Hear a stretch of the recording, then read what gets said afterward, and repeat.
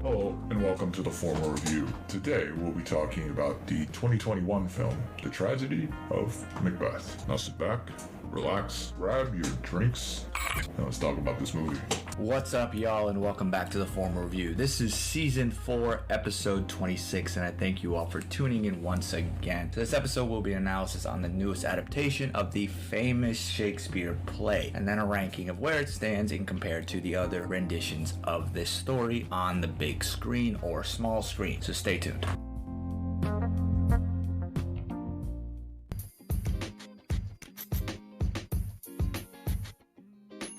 Have you ever thought about starting your own podcast? When I was trying to get this podcast off the ground, I had a lot of questions, like how do I record an episode? How do I get my show into all the apps that people like to listen on? How do I make money from my podcast? The answer to every single one of those questions is really simple. Anchor. Anchor is a one-stop shop for recording, hosting, and distributing my podcast. And best of all, it's absolutely 100% free and ridiculously easy to use. And now Anchor can match you with some great sponsors. That means you can get paid to podcast right away. In fact, that's exactly what I'm doing right now. So if you've always wanted to start a podcast and make money doing it, go to anchor.fm/start to join me and the diverse community of podcasters already using Anchor. Again, that's anchor.fm/start. And I can't wait to hear your podcast.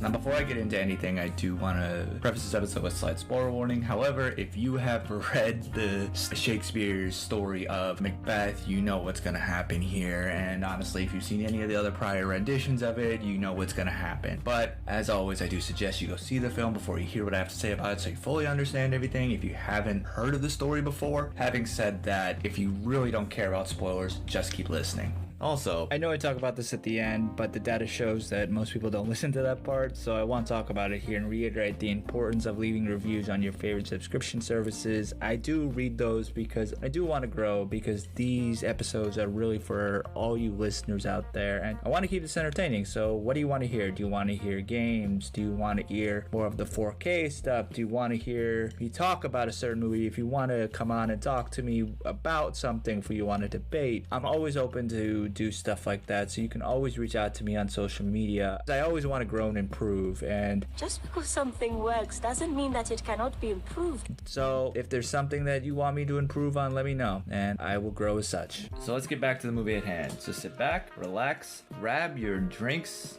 and let's talk about this movie.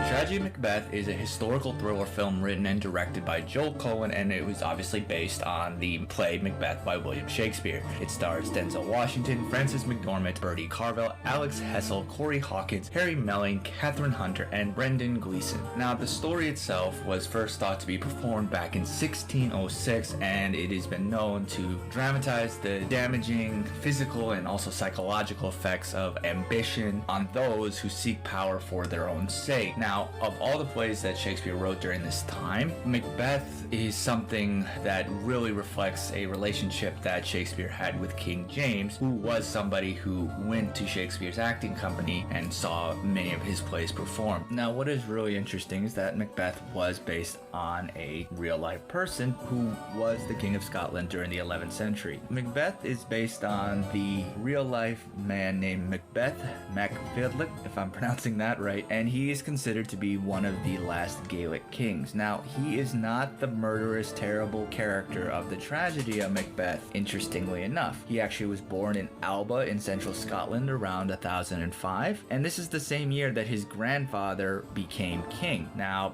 his father was an Earl of Moray, which is a province in northern Scotland, and his mother was the second daughter of Malcolm II, and then at the age of 7, he was sent to a Christian monastery to be educated by monks. Now, this was a requirement for all battle of Earl's sons, and then at the age of 15, Macbeth's cousins Malcolm and Gilgamon killed his father. And this is most likely due to the fact that he was too close to Malcolm II, who was the King of Scotland. Now, after his tutelage, Macbeth reappeared around 1032, and then eventually his cousin Gilgamon was killed by Malcolm II for the killing of Macbeth's father. And Macbeth eventually then became the elected person of Moray, and then married Gilgamon's widow, and then adopted her son. And no one really knows if this was done for revenge purposes or just to strengthen his claim to the throne. So then fast forward to November 24th in 1034, and Malcolm II had died of natural causes. Now, 1 month later, his son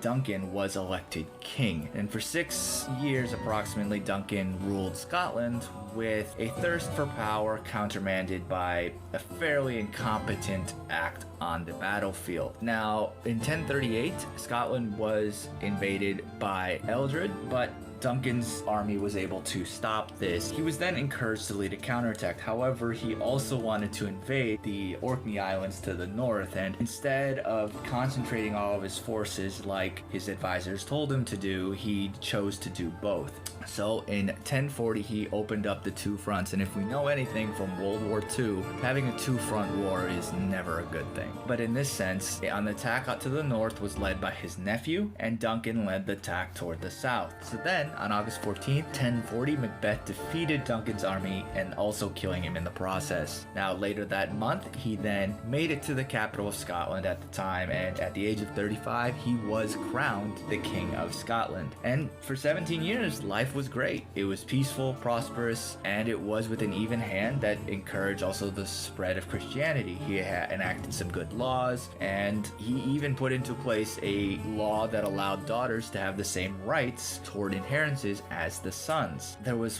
one rebellion from the King Duncan's supporters that was suppressed, and then in 1048, another man unsuccessfully attempted to dethrone Macbeth. He then was eventually killed on August 15th, 1057 at the Battle of Lunfannon by Malcolm's men, who was the son of Duncan. Now, as you can see clearly, there's not a lot of truth to Shakespeare's tragedy of Macbeth. He did have some tragic moments, such as his father being murdered. However, it's a different type of tragedy than what is shown in this story. Real life Macbeth isn't as interesting as Shakespeare's Macbeth. Now, this play was first published in the folio of 1623, and it is his shortest tragedy. Now, the story behind it all is that a brave Scottish general named Macbeth receives this prophecy from a trio of witches that one day he will become the King of Scotland. And consumed by all of this and his ambition and the words of his wife, he murders the king and then takes the Scottish throne for himself. He is then racked with guilt and also paranoia, and he's forced to commit more murders to protect himself from suspicion, and thus he becomes a tyrannical ruler. And this bloodbath and then also civil war essentially take the Macbeths into going mad and eventually their deaths. Now, in the theater world, some believe that this play is cursed and will not mention title aloud, referring to it as the Scottish play. And honestly, this play itself has attracted some of the most renowned actors to the role of Macbeth and Lady Macbeth, and it has been adapted numerous times into film, television, opera, novels, comics, and many other types of media. Now, counting this film, there have been 5 speaking versions of this story on the big screen. Prior to 1948, there's been a few black and white silent films that they've done this story on, but I'm not talking about that here. I'm talking about the verbal ones. And so the first one was in 1948, which had Orson Welles starring and directing the film alongside Jeanette Nolan. And this black and white film kind of changes the original play and edits it a little bit. Welles himself kind of increases the purpose of and the presence of the 3 witches in the film to add in a conflict between Christianity and also pagan beliefs in Scotland. And this film has more emphasis on violence in the story, and it does show a lot more of the violence of the story on screen. And then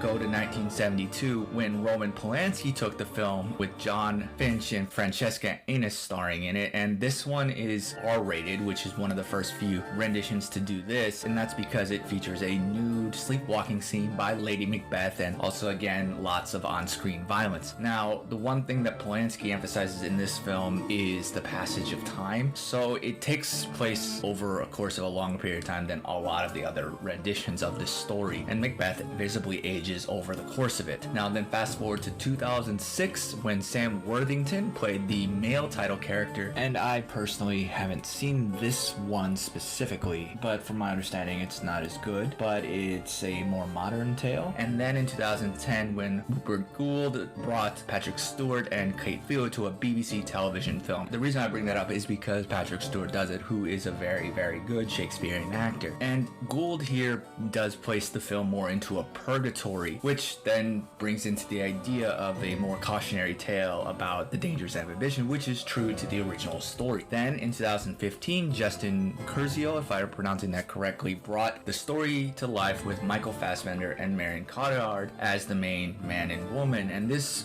recent adaptation was actually also filmed in Scotland and opens with a funeral of Macbeth's dead son, which is then used for the couple's thirst for power over their grief of losing their son, which then makes the couple a little bit more sympathetic to the audience and adds a little bit more connection to it. Now, another famous adaptation of this story is in Kurosawa's Throne of Blood. The main difference here is that Kurosawa obviously moves the setting from medieval Scotland to feudal Japan, and this is because Kurosawa was a big fan of the play and intended to make his adaptation for several years, but he paused on that especially after learning of Orson Welles' original version. Now, as with the play, it tells the story of a warrior who assassinates the sovereign at the urge of his ambitious wife. Now, as a story, again, Macbeth is kind of an anomaly among all of Shakespeare's tragedies. The main thing is that it is very short. It's more than 1,000 times shorter than Othello and King Lear, and also slightly more than half as long as Hamlet, which also works really well for putting the story on film, because one thing when it comes to Shakespeare is obviously with how lengthy it is, trying to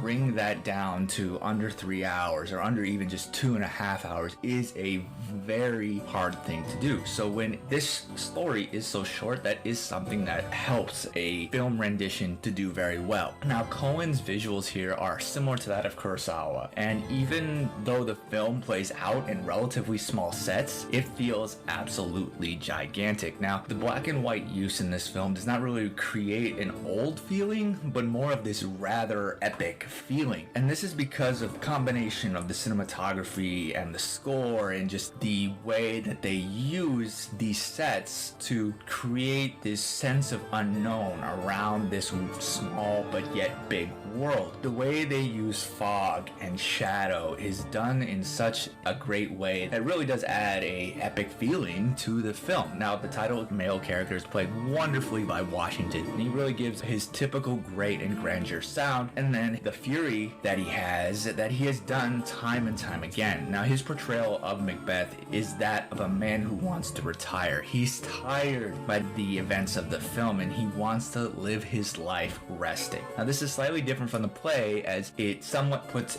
that as the reasoning behind everything, and this goes into the idea of the analysis of the story, which has mostly centered on Macbeth's ambition, which is the thing that is so dominant in his character. And it's thought that he is a man who is thought of as an esteemed fighter in the military, but when he takes the throne, extremely criticized. Now, Shakespeare kind of does this in a way of putting him in clothes that are unsuited for him, either making them too big or too small, and this is kind of going into the idea that his ambition is too big and the character is too small for his new and unrightful role as king. The Thane of Cawdor lives. Why do you dress me in borrowed robes? But why? It has been analyzed a lot, but some think that Macbeth thinks that murder itself seemed to be the lesser evil than failure to achieve the crown. His evil actions are seemingly motivated by his ambition, which then snowball him on a downward spiral of evil acts, which he himself recognizes when he says, I am in blood.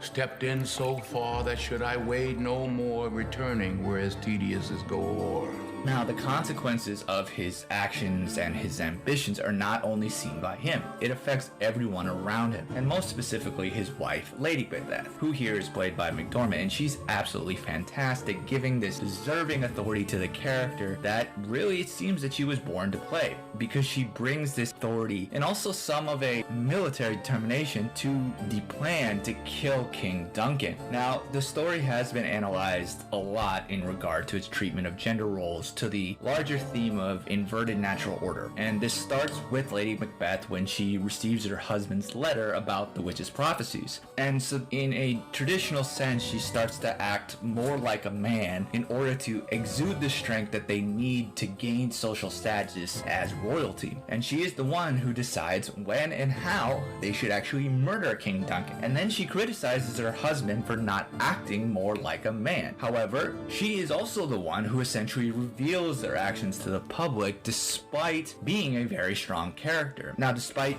being a very strong character, her ultimate downfall is really due to the patriarchal portrayal of her gender. Now, this is because Lady Macbeth is not powerful enough really to deal with the issues of murdering someone by herself. She's a character who doesn't really interact with many other women, and she is shown to be an intelligent woman, and she's bound to so-called domestic life like that of Lady Macduff. And this characteristic of being intelligent would be beneficial in a male character, but in her case it ends up being her downfall because essentially she was too intelligent for her own good. The patriarchal society would rather have her being in the role of a domestic woman, and when she becomes too powerful, she's selfish or thought of as abnormal when she confesses that I know how tender 'tis to love the babe that milks me. I would, while it was smiling in my face, have plucked my nipple from his boneless gums and dashed the brains out, had I so sworn as you had done to this. Though smart and powerful in the beginning of the story, she becomes this insignificant person who's haunted by nightmares and guilt as the result of her gender. And she's not the only one who's in this similar situation asking what is gender norms, because Duncan himself is powerful and ruthless, but is also nurturing and kind, and ultimately his feminine attributes lead to his downfall. So as such, if you're compassionate in any way, you will be killed off. Now, throughout the entire play, Macbeth kind of struggles as well with the idea of what is it to be a man, and has a wife that constantly reminds him that he is not man enough. And if he is man enough, he would be able to stay alive at the ending of the story. Now, the witches and Lady Macbeth continue to question the roles of gender in him, because the witches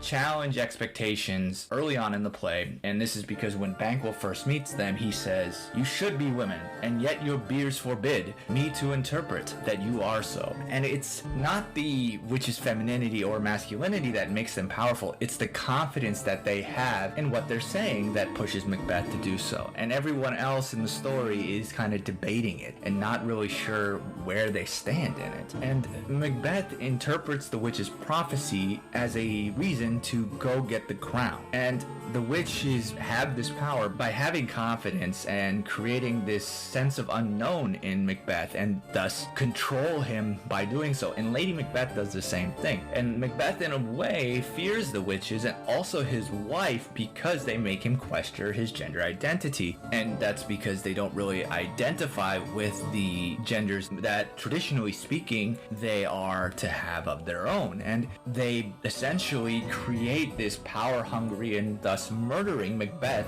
because they convince him that to be a man, he must be violent. Now, once Macbeth kills Duncan, the power of Lady Macbeth quickly starts to deteriorate, even though she is kind of the reason for why it happened. This comes off when Macbeth starts to exclude her from his future plans. Now that Macbeth has his own power, Lady Macbeth's role kind of goes back to the stereotypical female character, and she's kind of been reduced from this co-conspirator to just an admirer of her husband. And Macbeth begins to isolate her. She doesn't only get isolated from him, but also the other women. And the representation of women in the story answers questions of what role does gender play in power? Because Lady Macbeth rejects her femininity to gain power, but loses it as soon as she threatens Macbeth. And this is kind of a comment on why women have to make such dramatic decisions in order to achieve their goals, and in this story, power. Her choices and authority are questioned more than her husband's, so she has to decide, essentially, and control her husband's fate by shaming him into doing what she would do.